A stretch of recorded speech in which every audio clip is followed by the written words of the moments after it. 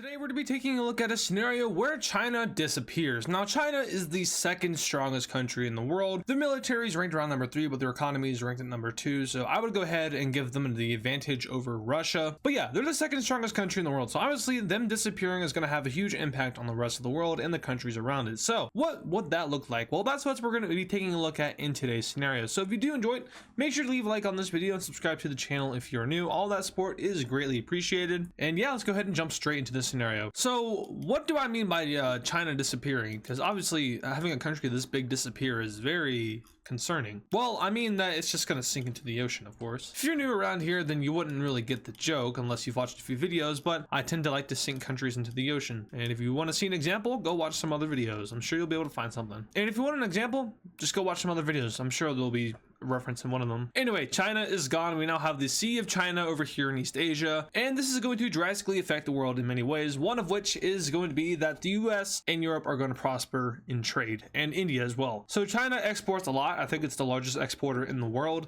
but now it's likely going to be the US, India, and Europe. Another thing is influence. So China has a lot of influence over Africa and Southeast Asia. That influence no longer exists, which means it's probably going to go over to India and the West. And another thing is that the Western powers are going to go ahead and probably gain a lot of power without China being there to rival that and keep them in check. Obviously the West gains a lot of power. The only real country that poses a threat to them anymore is Russia, and even then Russia's not that big of a threat. As we've seen in real life, they can barely invade Ukraine, so I doubt they'd be able to barely invade Europe. So this is a mapping/war scenario channel, which means we don't really talk about that stuff. We talk about the wars that would break out, and China disappearing would likely cause confusion more than war. But let's go ahead and say that a war does start. And the first one would likely be the liberation of North Korea. And this would be a event that would be largely supported by a multitude of countries, including maybe even some unfriendly countries with the United States like Russia. They might support this. Very unlikely with Putin as their leader, but I think a majority of the people/citizens of the world would kind of support this. India would definitely be in favor of it, and North Korea is not really a great country to be in, so you want to free the people from there. But Japan, South Korea, Taiwan, and the United States are going to declare war on North Korea and basically just go in there and get rid of their government. Now Russia could be a little bit worried about this, which means they would maybe join the war just so the US doesn't set up a Western government. But for now, the red team moves in and takes on North Korea with a lot of ease. Of course, they could fire off their nukes, but I'm sure that the red team's defenses would be fine. So yeah, North Korea is wiped out, and we can go ahead and take a look at a peace treaty, which, I mean, you guys know what's going to happen. Obviously, I'm going to scroll up and then I'm going to scroll back down, and then I'm just going to erase this border. So just like that, South Korea is now all of Korea. They take over all of the North. They assimilate the North Koreans and unbrainwash them by brainwashing them, maybe. I don't know. But this really opens up the Western sphere of influence over here in East Asia. As we can see here, all of these countries fall within that sphere. And without China there, really, it could expand even more going into Southeast Asia, especially encasing Vietnam, who already isn't friendly with China. So there's the actual sphere, but we can start to include more countries now, like Malaysia. India would likely gain influence over the countries around them, as well as Myanmar. But Thailand, Laos, Cambodia, their government systems, especially in Laos and Cambodia, the communists, they would have to, well, not Cambodia, but they would have to be changed in order for them to fall under the Western influence sphere. But communism would likely die out without China being here. China really isn't even a communist country in the first place. They're more of like a kind of capitalistic, kind of authoritarian. It's weird. It's a very weird system of government they have, but it isn't communism necessarily. But that is our first war. It is the liberation of North Korea. Now, without China also not being here, we have to kind of think about what Russia would do as well, because China also kind of keeps Russia in check. Now, they are friendly with each other in real life, but I wouldn't go as far to say as they're like wartime allies. Russia would likely try to go after Mongolia and annex them. Now, I'm not saying that China would stop Russia from doing this, but Russia would have a lot of interest in doing this because Mongolia has a large border with the Chinese Sea, or the Sea of China, and it would just be better for them if they had more of this coastline in order for them to go ahead and trade with India. This actually would be really interesting with the Himalayas being right here. I don't know how that would work. I don't know if they would sink into the ocean necessarily, but Russia would have easier trade routes with them. They would have easier trade routes with other Western countries, with Southeast Asia, even with countries like Pakistan. So overall, the annexation of Mongolia makes a lot of sense. The next thing that would likely happen is a big alliance breaking out between a lot of the eastern countries that remain. So countries like Russia, Belarus, Iran, maybe some of these Central Asian countries would try to join it, possibly Iraq, Syria. But these guys would band together in order to hold out against the Western powers, who of course are getting influence and are gaining power. Now, the West could take one of two paths here. They could be peaceful, which is like exactly what they would do, or they could go kind of like imperialistic kind of way, where they're trying to gain members in their alliances like NATO. They try to make new alliances like some kind of Pacific Defense Organization with Australia, New Zealand, Philippines, Korea, and Japan. Economical blocks would be made over here to counter Russia. India, I feel like India would be a very neutral country if this were to happen. Of course, they don't like China in real life, but they also are good allies with Russia and the United States, and they have good relations with Europe. They have good relations with all of the oceanic countries over here. Their only sore thumb is Pakistan, and actually they're each other's sore thumb. So I see India taking a very neutral approach to this. I don't think they would be in favor of the Western expansion, but at the same time, I don't think it would affect them, so they wouldn't care too much. But yeah, as you can see, India has a lot of ties here. I mean, like, they go everywhere. The US also has a lot of ties. South America, Europe, India, Japan, and Korea, Australia. So, I mean, in a theoretical future of the world where China doesn't exist, the United States would be number one economically, and behind them would be India and then the EU.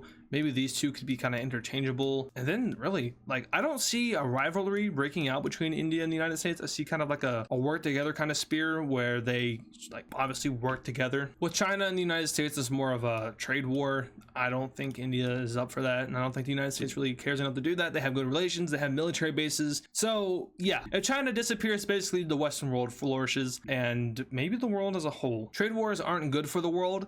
They prohibit where supplies go when they are needed in certain areas. So without a trade war, obviously those supplies get to where they need to be and the world is better off. But once again, this is a war scenario channel, so let's go ahead and start the next war. India versus Pakistan. It has to happen. China's not here anymore to protect Pakistan, which means India can do what it wants.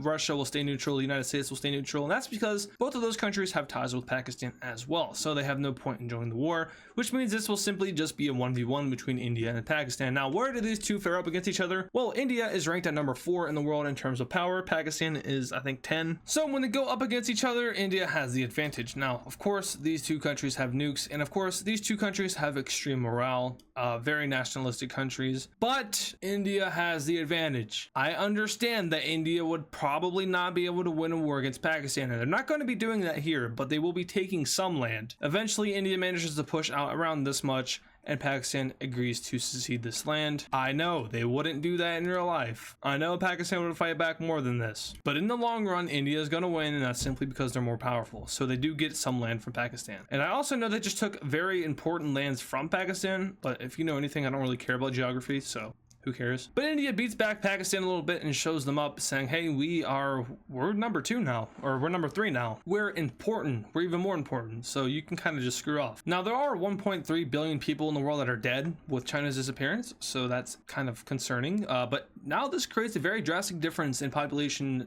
density. India has 1.4 billion. The United States, they have 333 million. That's a lot. That's like almost a billion more people over here than over here. So yeah, this is number 1, by the way. And then this is number 2. That's a big difference. Then you have countries like Indonesia. They have a lot. There's countries like they have a lot of people in them. Let's go over to the United States here, because I think they would be the country to take the most amount of advantage of this situation. They would likely declare war on any kind of Eastern ideology over here. So ideologies that are in Cuba, ideologies that are in Nicaragua, Venezuela, not the whole American continent, but Venezuela, that's really it. Other than that, they're chilled to every other country here. Cuba would get blown through. Nicaragua would get blown through. Venezuela could put up a little bit of a fight, and maybe even Russia would try to protect them a little bit. But in the long run, they don't win this war. And the United States sets up new governments everywhere in Nicaragua and Venezuela, and maybe makes Cuba into a territory and eventually a state. Now, there's a lot of people living in Cuba. I don't know if they'd be in support of such an event, which means they would likely stay a territory, or they would just be released back into their own country. But nonetheless, the United States now has complete dominant influence and control over the Western Hemisphere, and this is an effect of China disappearing. I mean, like, look at these spheres of influence. Like, the United States has complete dominant control over the world. They have all of North America, South America, Europe. They have a majority of the important parts of Oceania. They have Japan and Korea. They have Vietnam, Philippines, Taiwan. They have a lot of Western Africa. They have a lot of Eastern Africa. Russia, they have the second most influence here. They have all of themselves. They have Central Asia, a good portion of the Middle East, and some of North Africa. And India has themselves. They have Nepal, Bhutan. They have Bangladesh, Myanmar, Thailand, Laos, and Cambodia. And you can make an argument for Indonesia and Malaysia, them being split between India and the US. So really, I mean, if China was still here, the influential map would be completely different.